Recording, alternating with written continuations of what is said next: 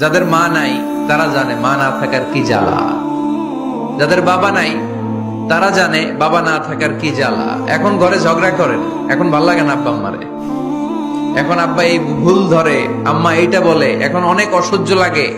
তো যেদিন চলে যাবে ওই দিন বুঝতে পারবেন মাথার উপর থেকে ছাতাটা নাই হয়ে গেছে, বটবৃক্ষটা চলে গিয়েছে, আর উপদেশ দেওয়ার মতো কেউ নাই, কাছে আগলে রাখার মতো কেউ নাই।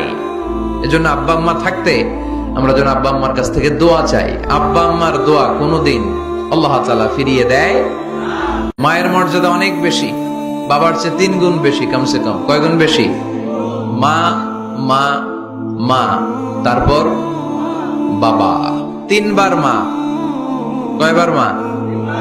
একবার বাবা। তার মানে মাকে ইসলাম দিয়েছে স্বর্ণ পদক, দিয়েছে রৌপ্য পদক, দিয়েছে ব্রোঞ্জ পদক, আর বাবাকে দিয়েছে সান্ত্বনা পুরস্কার। আমরা এটা নিয়েই খুশি, ঠিক কিনা?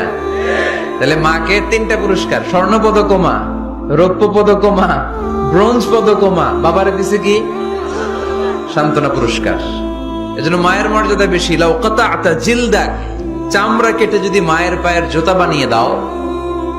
ছোটবেলা যে মায়ের বুকের দুধ খেয়েছো, আল্লাহর হাবিব বললেন 1 ঢোক দুধের শোধ আদায় হবে না, ঠিক কিনা?